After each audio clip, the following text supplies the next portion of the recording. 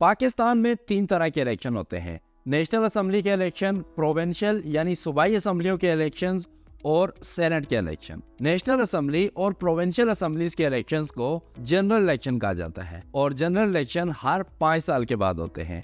इस इलेक्शन में 18 साल से ऊपर के तमाम लोग वोट डालते हैं, लेकिन सेनेट के इलेक्शन में आम लोग वोट नहीं डालते, बल्कि नेशनल और प्रोविंशियल असेंबलियों के मेंबर्स इस इलेक्शन में वोटर्स होते हैं। और सेनेट का इलेक्शन हर 3 साल के बाद होता है, जिसमें सेनेट के सिर्फ आधे मेंबर्स को ही इलेक्ट किया जाता है और जो दूसरे आधे मेंबर्स होते हैं उनको नेक्स्ट इलेक्शन में इलेक्ट किया जाता है। इस तरह बावजूद इसके कि सेनेट के इलेक्शन हर 3 साल के बाद होते हैं, एक सेनेटर सेनेट में कम से कम 6 साल रहता है। डेमोक्रेसी का बुनियादी असूल ये है कि अवाम पर अवाम की ही हुकूमत, लेकिन प्रैक्टिकली ऐसा मुमकिन नहीं है कि एक ही वक्त में तमाम लोग हुकूमत कर रहे हैं। अगर ऐसा करने की कोशिश भी की जाए तो मुल्क में एनार्की फैल जाएगी। इस अनडिजायरेबल सिचुएशन से बचने के लिए ये सोल्यूशन निकाला गया कि अवाम अपने दरमियान में से ही कुछ लोगों को इलेक्ट करें और वो जाकर स्टेट की पावर को यूज करें और लोगों पर हुकूमत करें और लोगों की वेलफेयर के लिए काम करें।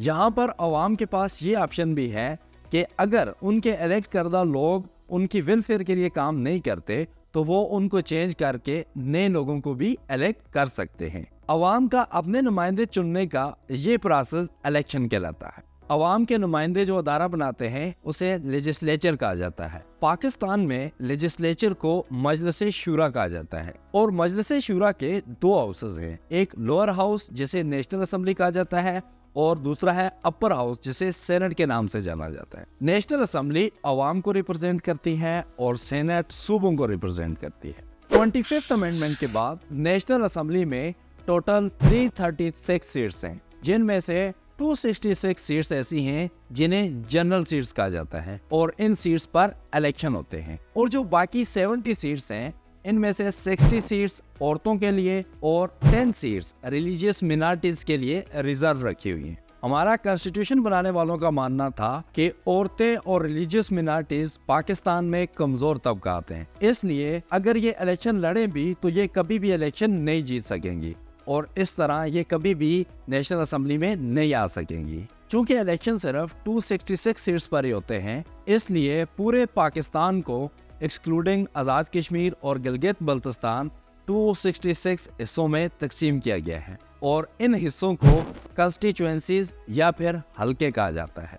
चूंकि नेशनल असेंबली अवाम को रिप्रेजेंट करती है, इसलिए तमाम हलकों की पॉपुलेशन ऑलमोस्ट सेम होती है, लेकिन इनकी आबादी में काफ़ी डिफरेंस हो सकता है। जैसे इस मैप पे आप देख सकते हैं कि पंजाब की कंस्टिट्यूएंसीज बलूचिस्तान की कंस्टिट्यूएंसी से कितनी छोटी हैं। बलूचिस्तान की एक कंस्टिट्यूएंसी में पंजाब की 4 से 5 कंस्टिट्यूएंसीज आ जाएंगी। इसकी मेन रीजन ये है कि पंजाब में पॉपुलेशन डेंसिटी बहुत हाई है और बलूचिस्तान में पॉपुलेशन डेंसिटी बहुत ज्यादा लो है। अगर इस चीज को प्रोविंसेस के लेवल पर देखा जाए तो जिस प्रोविंस के पास जितनी ज्यादा आबादी होगी उसमें इतनी ज्यादा कंस्टिट्यूएंसीज होंगी और उस सूबे को इतनी ज्यादा नेशनल असेंबली में सीट्स मिलेंगी। इस वक्त पंजाब की आबादी सबसे ज्यादा है, इसीलिए नेशनल असेंबली में पंजाब की सीटें भी सबसे ज्यादा हैं। करंटली बलूचिस्तान के पास 16, खैबर पख्तूनख्वा के पास 45, सिंध के पास 61 और पंजाब के पास 141 जनरल सीट्स हैं। इसके अलावा जो 3 सीटें बच जाती हैं वो फेडरल कैपिटल यानी इस्लामाबाद के पास। इसके अलावा जो रिजर्व सीट्स हैं उनमें से वुमेन वाली सीट्स को भी इसी तरह सूबों के दरमियान डिस्ट्रीब्यूट किया गया है। इस वक्त बलूचिस्तान के पास 4, खैबर पख्तूनख्वा के पास 10, सिंध के पास 14 और पंजाब के पास 32 वुमेन की रिजर्व सीट्स हैं। अब हम एक कंस्टिट्यूएंसी के लेवल पर आकर देखते हैं कि पाकिस्तान में एक्चुअली इलेक्शन होते कैसे हैं। पाकिस्तान में एक कंस्टिट्यूएंसी से एक ही मेंबर इलेक्ट होता है, यानी हम कह सकते हैं कि पाकिस्तान में सिंगल मेंबर कंस्टिट्यूएंसीज हैं। एक कंस्टिट्यूएंसी की एक सीट के लिए बहुत सारे कैंडिडेट वोट लड़ते हैं और ये कैंडिडेट किसी पार्टी के मेंबर्स भी हो सकते हैं और इंडिपेंडेंट कैंडिडेट्स भी हो सकते हैं। फॉर एग्जांपल हमारे पास एक कंस्टिट्यूएंसी है जिसका नाम है NA-12 और यहाँ पर 4 पार्टियां अपने कैंडिडेट मैदान में उतारती हैं और वो पार्टियां हैं blue party, green party, brown party और येलो पार्टी। इसके अलावा 2 लोग और हैं जो किसी भी पार्टी से ताल्लुक नहीं रखते वो भी मैदान में उतर आते हैं। ऐसे कैंडिडेट्स को हम इंडिपेंडेंट या फिर आज़ाद उम्मीदवार कहते हैं। हमारी इस ख्याली कॉन्स्टिट्यूएंसी में 6 कैंडिडेट्स हैं और जो दूसरी कॉन्स्टिट्यूएंसीज हैं उनमें 6 से ज़्यादा या कम कैंडिडेट्स हो सकते हैं। ये इस बात पर डिपेंड करता है कि वहाँ पर कितनी पार्टीज अपने कैंडिडेट्स मैदान में उतारती हैं। इसके अलावा कितने आज़ाद उम्मीदवार हैं। यहाँ पर हम ये मान लेते हैं कि हमारी कॉन्स्टिट्यूएंसी में 10,000 वोटर्स हैं और कैंडिडेट्स जो हैं वो 6 हैं। इलेक्शन वाले दिन जब एक वोटर वोट डालने जाएगा तो उसके हाथ में एक पेपर दिया जाएगा जिसे बैलेट पेपर कहते हैं। उस बैलेट पेपर पर तमाम 6 कैंडिडेट्स के नाम लिखे होंगे। उनके आगे उनकी पार्टी का नाम लिखा होगा और उनका इलेक्शन सिंबल भी बना होगा। लेकिन जो इंडिपेंडेंट कैंडिडेट्स हैं उनके नामों के आगे आज़ाद उम्मीदवार लिखा होगा और वोटर को कहा जाएगा कि वो अपने पसंदीदा कैंडिडेट के नाम के सामने स्टैंप लगाकर उसे वोट करे। तमाम वोटर्स इसी तरह अपना वोट कास्ट करेंगे। मान लो पूरा दिन वोटिंग चलती है और शाम को हमारे पास ये रिजल्ट आता है। ब्लू पार्टी के कैंडिडेट ने 1200, ब्राउन पार्टी के कैंडिडेट ने 1100, येलो ने 800 और ग्रीन ने 900 वोट लिए हैं। इसके अलावा एक इंडिपेंडेंट कैंडिडेट ने 300 वोट लिए हैं और दूसरे ने 700। यहाँ पर ये चीज भी नोट करने के काबिल है कि 5000 ऐसे वोटर्स हैं जिन्होंने वोट कास्ट ही नहीं किया।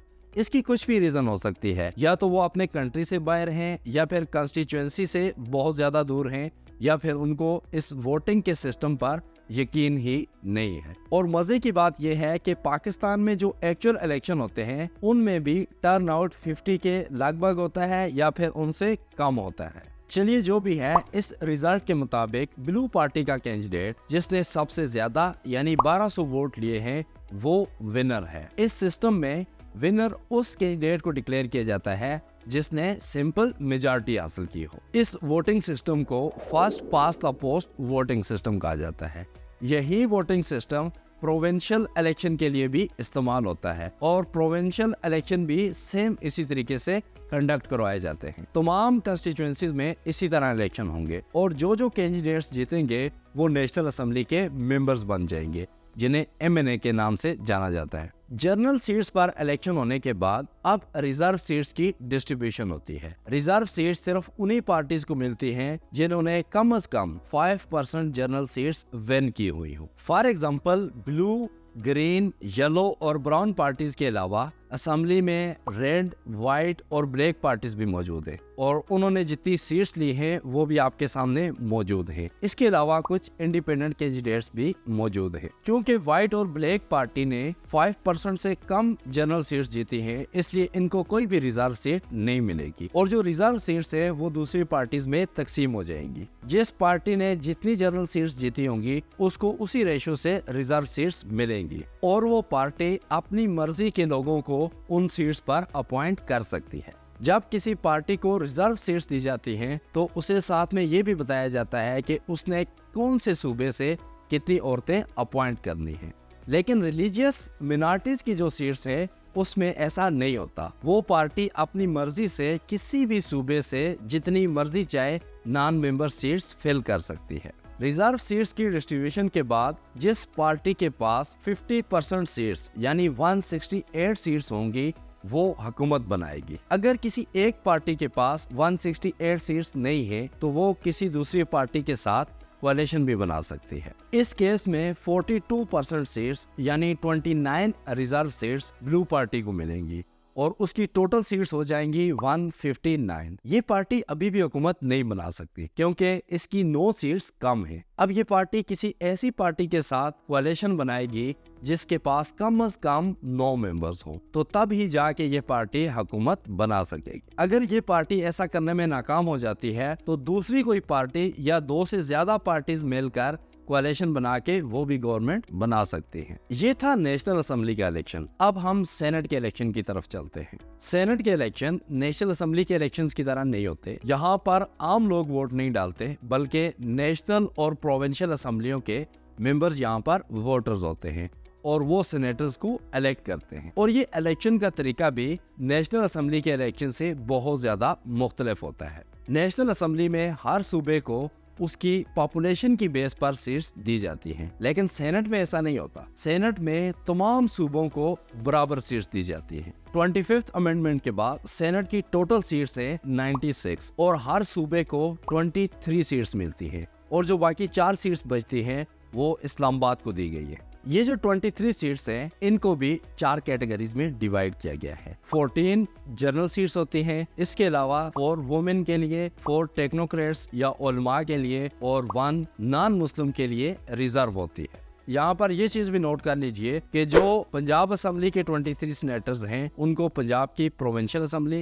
इलेक्ट करती है। इसी तरह दूसरे सूबों के सेनेटर्स को भी उनकी मुतलका प्रोविंशियल असेंबलीज ही इलेक्ट करती हैं। जहाँ तक इस्लामाबाद के सेनेटर्स की बात है उनको नेशनल असेंबली के मेंबर्स इलेक्ट करते हैं। अब हम देखते हैं कि एग्जैक्टली ये इलेक्शन होते कैसे। इसके लिए हम पंजाब के सेनेटर्स की एग्जांपल ले लेते हैं और जो दूसरे सूबे हैं उनके इलेक्शंस भी सेम इसी तरीके से होते हैं। इसी वीडियो के शुरू में मैंने आपको बताया था कि सेनेटर्स को एक साथ इलेक्ट नहीं किया जाता। एक इलेक्शन में सेनेट के सिर्फ आधे मेंबर्स ही इलेक्ट होते हैं। अगर पंजाब की बात की जाए तो एक इलेक्शन में पंजाब के 12 सेनेटर्स इलेक्ट होते हैं और अगले इलेक्शन में 11 सेनेटर्स इलेक्ट होते हैं। चूंकि सेनेट की सीट्स को 4 कैटेगरीज में डिवाइड किया गया है, इसलिए जब कोई कैंडिडेट अपने डॉक्यूमेंट्स जमा करवाता है तो उसे साथ में ये भी मेंशन करना होता है कि वो कौन सी सीट के लिए इलेक्शन लड़ना चाहता है। आया वो जनरल सीट के लिए इलेक्शन लड़ रहा है, वुमेन के लिए लड़ रहा है, टेक्नोक्रेट्स के लिए लड़ रहा है या फिर नॉन मुस्लिम की सीट के लिए लड़ रहा है। जब तमाम कैंडिडेट्स अपने डॉक्यूमेंट्स जमा करवा देते हैं उसके बाद इलेक्शन कमीशन एक लिस्ट जारी करता है जिसमें तमाम कैंडिडेट्स के नाम लिखे होते हैं और साथ में ये भी मेंशन किया होता है कि कौन सा कैंडिडेट किस सीट के लिए इलेक्शन लड़ रहा है। इलेक्शन वाले दिन हर वोटर को एक बैलेट बुक दी जाती है जिसके अंदर 4 बैलेट पेपर होते हैं। एक बैलेट पेपर पर उन तमाम कैंडिडेट्स के नाम लिखे होते हैं जो जनरल सीट के लिए इलेक्शन लड़ रहे हैं। दूसरे बैलेट पेपर पर उन तमाम कैंडिडेट्स के नाम लिखे होते हैं जो टेक्नोक्रेट की सीट के लिए लड़ रहे हैं। तीसरे पे वुमेन वाले कैंडिडेट्स के नाम लिखे होते हैं और चौथे पे नॉन मुस्लिम की सीट पर लड़ने वाले कैंडिडेट्स के नाम लिखे होते हैं। नेशनल असेंबली के इलेक्शन में ऐसा होता था कि एक वोटर अपने पसंदीदा कैंडिडेट के नाम के सामने स्टैंप लगाकर उसे वोट देता था, बट सेनेट में ऐसा नहीं होता। सेनेट में एक वोटर अपनी पसंद के हिसाब से तमाम कैंडिडेट्स को एक नंबर असाइन करता है। फॉर एग्जाम्पल जो कैंडिडेट उसे सबसे ज्यादा पसंद है उसे वो नंबर 1 देगा, जो उससे कम है उसको नंबर 2 देगा, जो उससे कम है उसको नंबर 3 देगा। इस तरह वो सब कैंडिडेट्स को एक नंबर असाइन करेगा। सब वोटर्स अपना वोट इसी तरह कास्ट करते हैं। जब सब वोटर्स अपना वोट कास्ट कर लेते हैं उसके बाद रिजल्ट बनता है और ये रिजल्ट जो है काफी इंटरेस्टिंग तरीके से बनाया जाता है। रिजल्ट बनाने से पहले ये डिसाइड किया जाता है कि एक कैंडिडेट को जीतने के लिए कितने वोट चाहिए। जितने वोट एक कैंडिडेट को सीट निकालने के लिए चाहिए होते हैं उसको कोटा कहते हैं और ये कोटा हर कैटेगरी की सीट के लिए डिफरेंट होता है। कोटा निकालने के लिए total number of vote cast को टोटल नंबर ऑफ सीट्स पर डिवाइड कर दिया जाता है। पंजाब की सूबाई असेंबली की 371 सीट्स हैं और यहाँ पर हम मान लेते हैं कि सिर्फ 360 लोगों ने ही वोट कास्ट किया है।